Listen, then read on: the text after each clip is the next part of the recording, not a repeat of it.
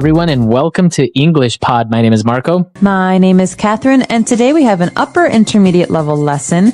It's kind of bitter, it's a little bit sad, but it's also kind of sweet. That's right. We have a lesson today all about getting a divorce or divorcing someone. Yeah, so this is what happens when two people's marriage ends. They decide they want to leave each other. They have a divorce. So let's take a listen to today's dialogue, and we'll be back in a moment.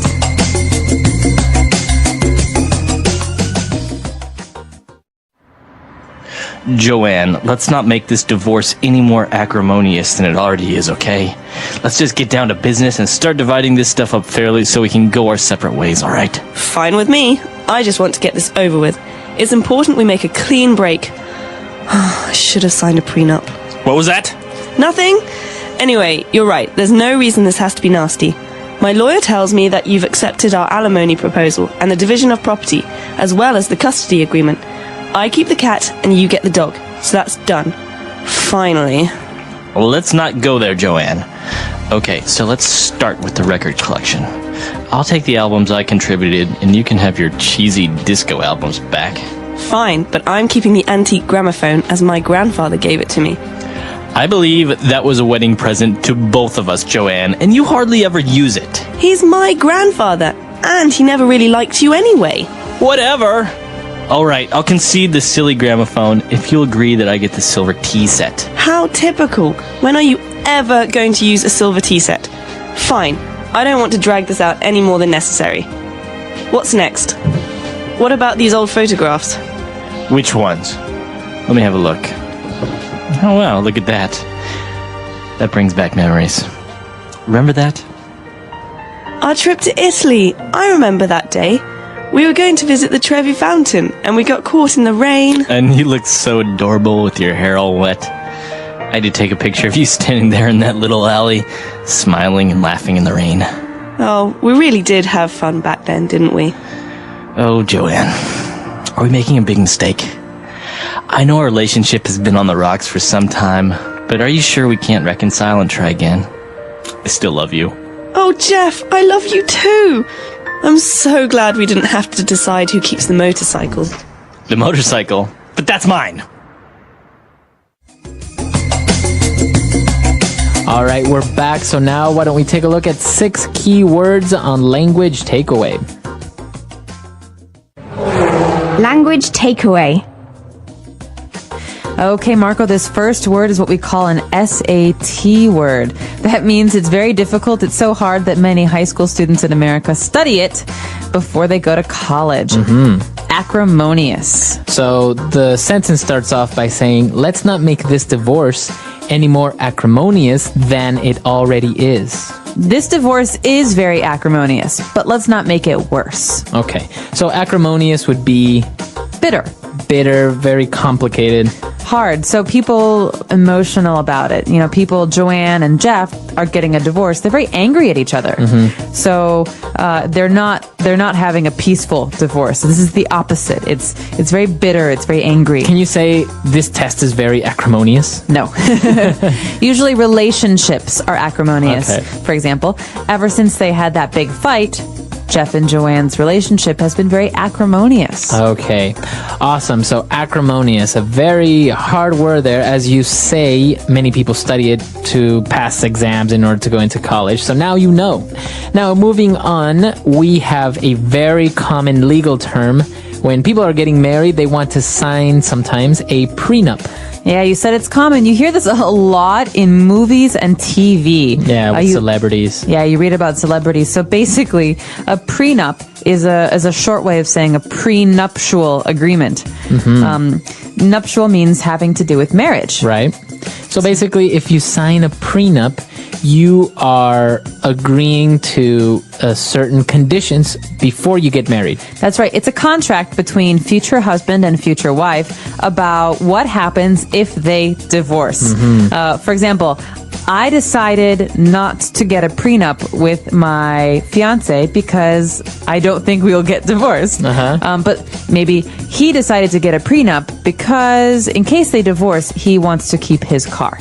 Right. So it usually happens a lot with celebrities, as we say, because they have a lot of money. And if they get divorced, then usually it can get complicated, how much money the spouse gets, etc. So maybe their prenuptial agreement or prenup will be that if they get divorced, the wife may get maybe $1 million instead of $100 million. Exactly. It's a way many people protect themselves financially in case of divorce. Very good. Now, moving on, another legal term and related to money is an alimony. Okay, so let's look at the context of this word. Joanne is talking and she says, my lawyer tells me you've accepted our alimony proposal. Alimony. So this is probably something to do with money, right?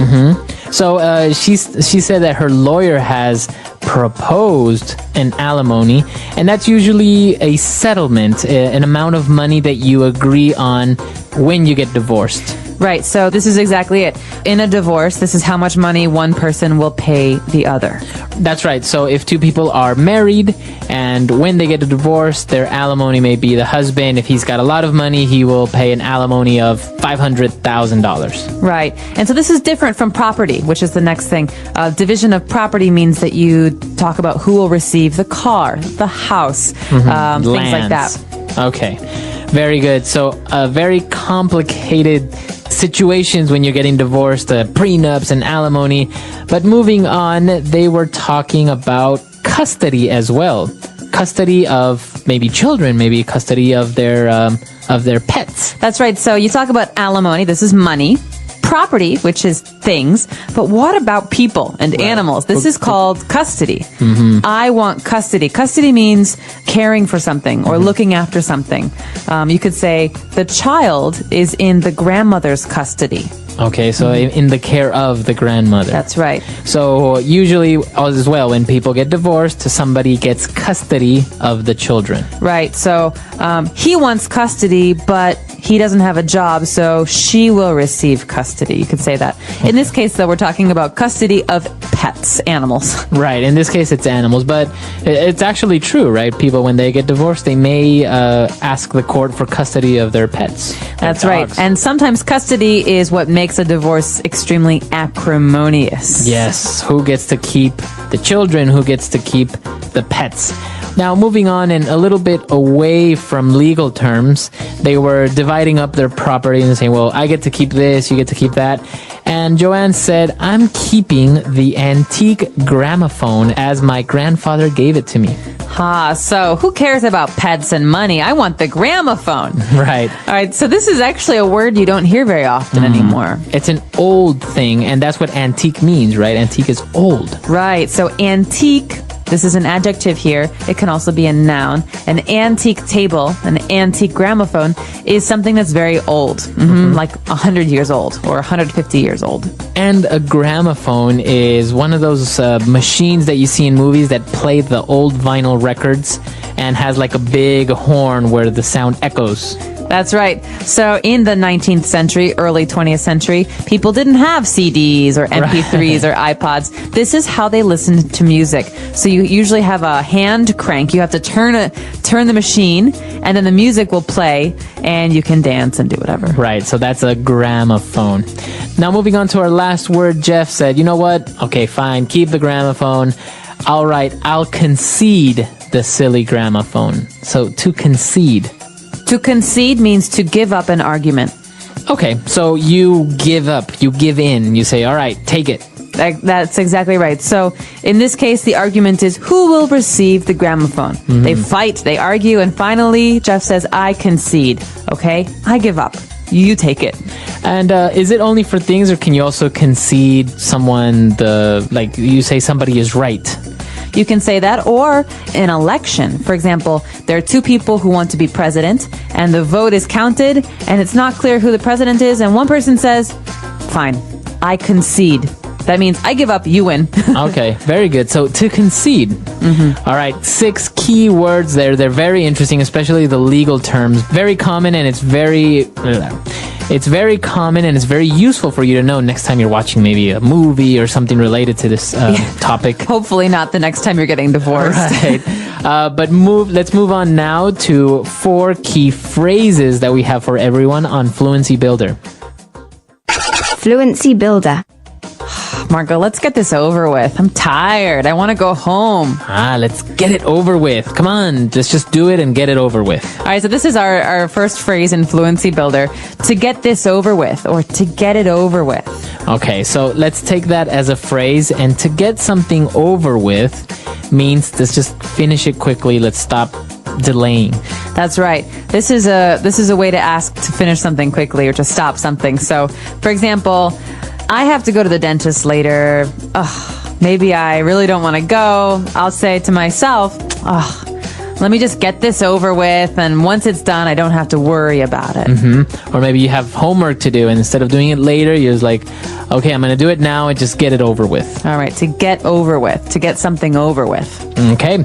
And when they were talking about breaking up or separating, Joanne mentioned it's important we make a clean break. What does she mean by making a clean break? All right, we hear this phrase all the time. It's a very important phrase. In relationships, it means when 2 people leave each other, you don't then call them or see each other or hang out. It means a clean break. You stop altogether. Okay. You stop something completely. So you don't talk anymore, you don't see each other anymore, you completely just stop contact with each other. Exactly. You can also say this about breaking something. You could say it was a clean break. When I broke my arm, it was a clean break. There were no little pieces of bone or any problems like that. It was a clean break. That means completely broke. Okay, so when we talk about clean break in a relationship, it means we completely break up, we stop talking to each other, and it's over with. It's in the past. Exactly. All right. So moving on, they were talking and completely, arguing about, I get the gramophone, I get the tea set. And Joanne said, okay, fine. I don't want to drag this out any longer than necessary. So you can hear her. I don't want to drag this out any longer than necessary. So to drag something out means to extend, to make something longer, to make something take more time than it should. Okay. So for example, if someone's giving a speech, they may be dragging it out, right? And you're, so if someone's giving a very long speech, you're like, oh my God, he's dragging the speech out so long. Yeah, when will he ever stop? Right. Or you could say in an argument, I'm tired of arguing. Let's not drag this out anymore. Let's just stop. Okay. So to drag something out is usually time related, to make things longer than necessary. Exactly. All right. And for our last phrase, when Jeff was talking about the relationship, he says, I know a relationship has been on the rocks for some time. Okay, so the relationship was on the rocks. Okay, so this is an interesting phrase. Think about rocks. You see rocks on the ground in the ocean. Something that's on the rocks, in this case, means something that is not going well. Something that has problems. Yes, it's not smooth.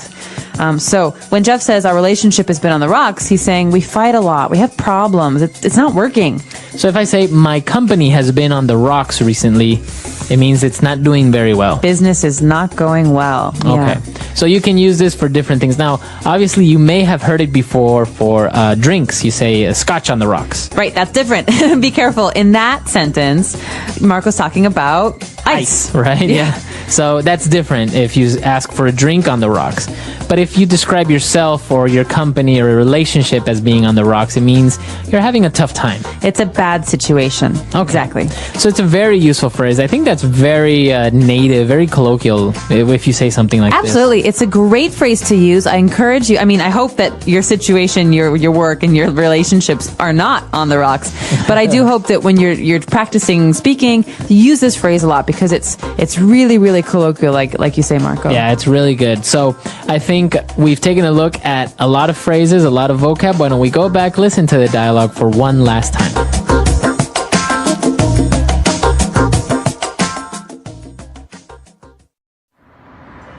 Joanne, let's not make this divorce any more acrimonious than it already is, okay?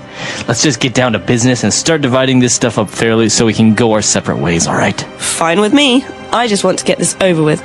It's important we make a clean break. I should have signed a prenup. What was that? Nothing? Anyway, you're right. There's no reason this has to be nasty. My lawyer tells me that you've accepted our alimony proposal and the division of property, as well as the custody agreement. I keep the cat and you get the dog. So that's done. Finally. Well, let's not go there, Joanne. Okay, so let's start with the record collection. I'll take the albums I contributed, and you can have your cheesy disco albums back.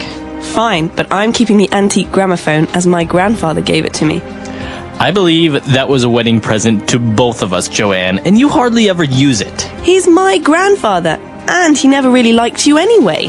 Whatever. Alright, I'll concede the silly gramophone if you'll agree that I get the silver tea set. How typical. When are you ever going to use a silver tea set? Fine, I don't want to drag this out any more than necessary. What's next? What about these old photographs? Which ones? Let me have a look. Oh wow, look at that. That brings back memories. Remember that? Our trip to Italy. I remember that day.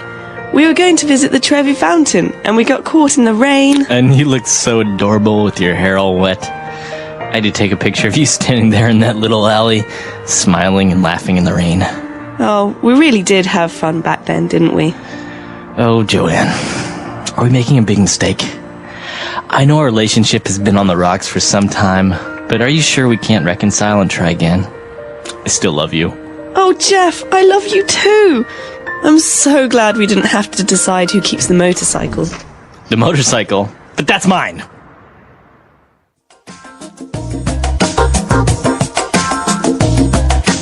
All right, we're back. So a very interesting dialogue all about divorce. Now, this is a very common situation nowadays in many countries, such as the United States or Europe. Divorce rates are very high lately, like in the past 10, 20 years. Yeah, they do say that since maybe the 70s or 80s, divorce rates have been on the rise. I think the average now in America is about 50%. Yeah, it's like 5 in 10 marriages end in divorce. That's right. And then from what I understand, or I read once, I think out of those 50% that get divorced, if they remarry, again, the probabilities of those that get remarried are again half. So most likely people will get divorced at least twice. That's true. Although sometimes you meet people who got married when they were very, very young and they realize that they grew up a little bit and their personality changed or their goals changed and they divorced that one time, but then later in life when they marry again, they know who they are. They get married again and it's better. So I think the situations are all quite different, but it is true that there are a lot of divorces in America. What about Ecuador though? I mean, is the divorce rate similar? No, not really. I think people are still a little bit more old-fashioned in that sense. Like it was before, you know, it was even a little bit taboo to be divorced. Yeah. But I don't think people get divorced as often, especially if people have been together for quite a while. That's one of the things that surprises me a lot is I've met people who have been married 20, 30 years and then get divorced. It's like, what? It's like you've been through the toughest times. You know, you've pretty much beat the odds. And why do you get divorced at such a late age? Yeah, it does seem counterintuitive, but it's possible that they were unhappy for that time and they didn't want to affect their children's lives. Right, maybe. And so when their children go to college or leave, they say, okay, now I can, you know, make a big decision. I know in countries, for example, such as Chile, divorce is still illegal. I think in the Philippines as well. Really? Yeah, it's still illegal to get divorced. Is that because they're very religious countries? I know Chile is not really that religious. I don't know what it is exactly by law, but a lot of people, I think it may be legal now. I can't really remember very well. I think one of our Chilean listeners can help us out here. But I know a lot of people used to annul their marriages because of this. I see. So they would be like, oh, I put the wrong address. So no, this marriage is not valid. Right. Or stuff I like spelled that. my name wrong. Yeah. So, interesting. Well, I'd be curious to know, as you said, whether any of our Chilean friends know more about this, or for the rest of you, in your country, is divorce common? Is it uncommon? Are there laws that prohibit or that allow divorce? Let us know on our website, englishpod.com. all right, we'll see you guys there. Bye.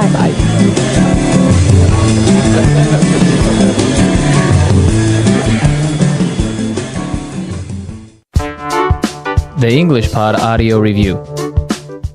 Listen to the meaning, Then say the vocabulary word. Thorough or complete stop in a relationship. Clean break. Prenuptial agreement, a contract prior to marriage. Prenup. The act of keeping safe or guarding.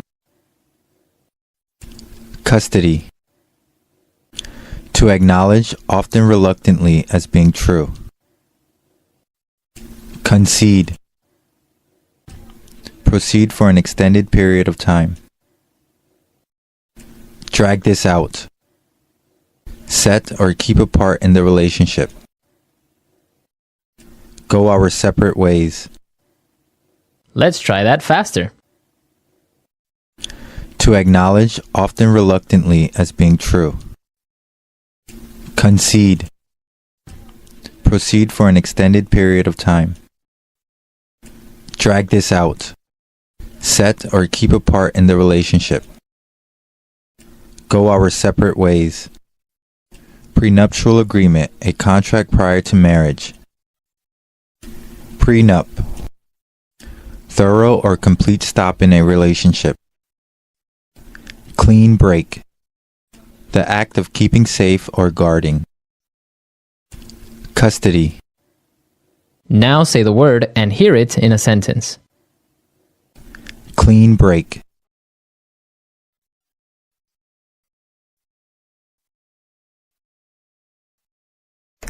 I don't care if he wants to keep the house and the car. I just want a divorce and a clean break so I never have to see him again. Clean break.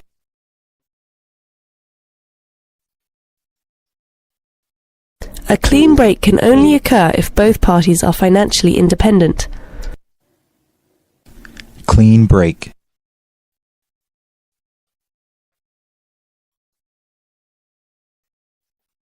You are not able to divorce with a clean break at the moment because your husband can't work and needs financial support. Go our separate ways. I think it is better if we go our separate ways. Go our separate ways.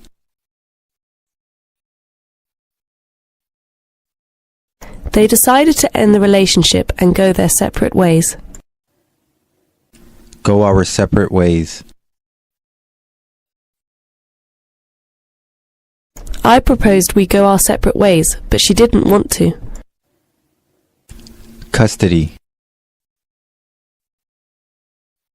I am fighting for custody of my dog. Custody. The court gave custody of the children to the father. Custody. People always have custody battles when they get divorced. Concede. After 3 hours of fighting, she conceded to him the computer. Concede. I find it hard to concede when people are right. Concede. He conceded me the right to use the car every day. Drag this out. I hate it when people drag out a conversation for hours. Drag this out. I don't want to drag out this argument any longer. Drag this out.